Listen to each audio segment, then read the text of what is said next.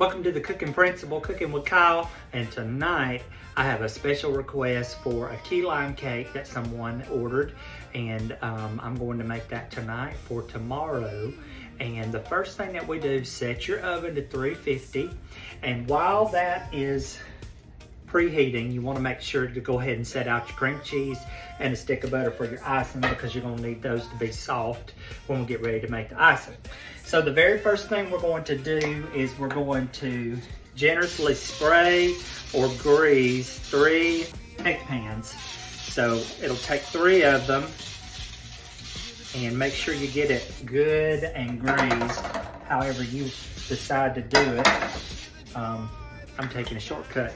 So once you do that, you get together all of the dry ingredients. So I've started out with 2 cups of sifted, I've pre-sifted this, all-purpose flour.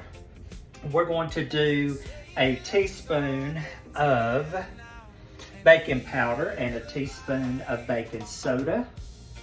That goes in there. And then half a teaspoon of salt. And then I'm just going to turn my mixer on and let that mix for just a minute. All right, now we are going to add the gelatin. And this is a 3-ounce lime gelatin. And now we're going to slowly start adding the wet ingredients. We'll start with 1.5 cups of vegetable oil. This is 1 1/3 cup of sugar. I know that's not technically a wet ingredient, but I tend to add that toward the end. All right, we're going to do 3/4 cup of orange juice. I've chosen pulp-free, but it would be okay with the pulp if you like it that way.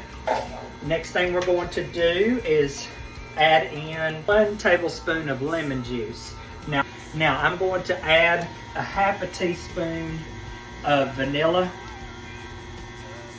to that.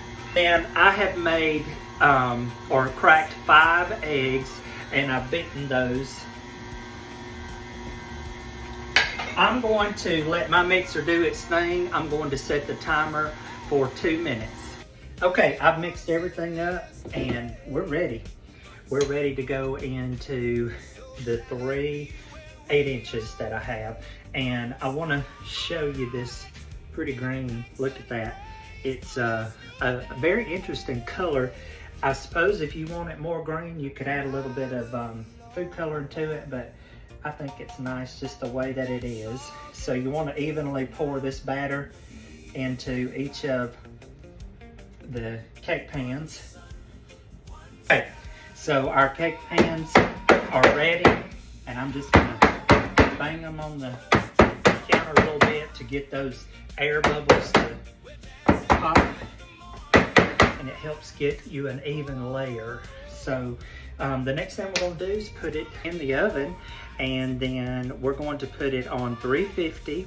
We're going to cook this for 35 minutes and then check it.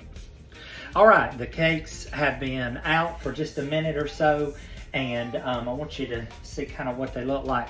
Now they look a little dark, but the inside is, I'm telling you, it's moist and delicious. This is a great recipe. Probably one of my favorite cakes ever. So what I'm going to do is take a fork, and I'm not going to all the way. I don't want to puncture the cake, but I'm just going to make little tiny holes in each of the layers. If you want to use a toothpick to do this, that's okay. I have a half of a cup of powdered sugar and a half a cup of lime juice. Now you can do regular lime juice. I'm not. This right here. It works great. It tastes good. And that's what I'm going to use. Now, stir that up. Do a little dance too if you want to. Now, we're going to go in and pour some of that glaze over each of these. Get that good lime flavor over in that. And it's going to seep down in those holes that you made and create a glaze that we're going to put in this cake. Okay, I'm going to let this sit for about 10 minutes before we invert it over, and then we'll cool all of these layers completely. I got you in my dining room, and I want to show you, I've laid out a piece of parchment paper. I've got these 3 layers here, and what we're going to do is just plop these out over on the parchment paper like that. And it's okay if a little sticks. It always happens to me. But what we're going to do, once we get all of the icing on there, you'll never know it, and it's still going to be good. So I'm going to let these stay here about 30 minutes at least, and make sure that this cake is cool completely before we start icing it.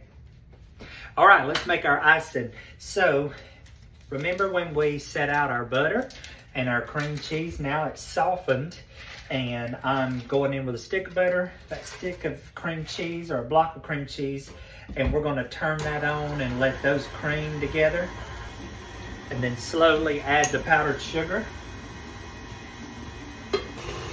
Okay, I put about 4 cups of powdered sugar in there. You could do about 4.5 cups, but this is looking pretty right to me.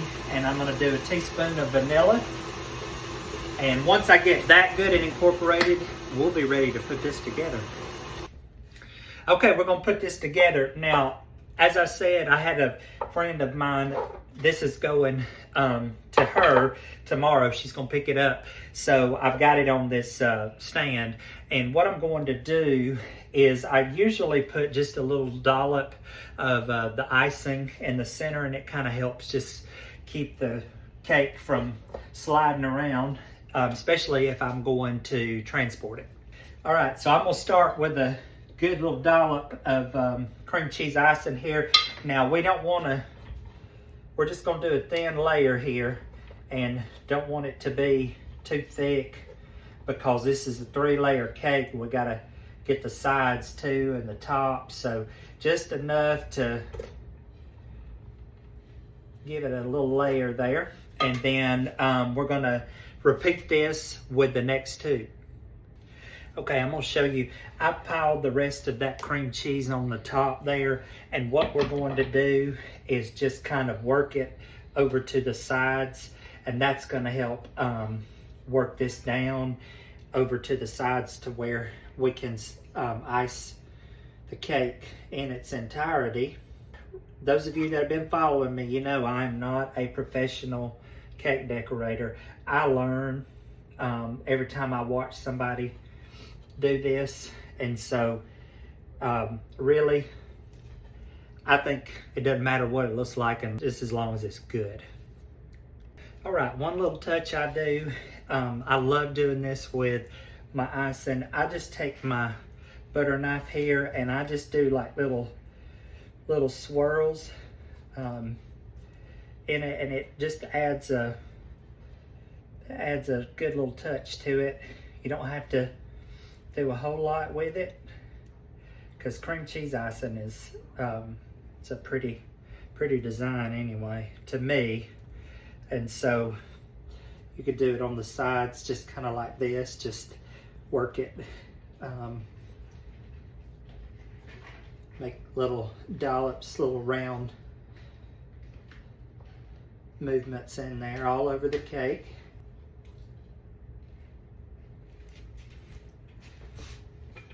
Okay, y'all, here is the finished product of the key lime cake. It is a delicious cake, great for the summertime, and I hope you try it very soon.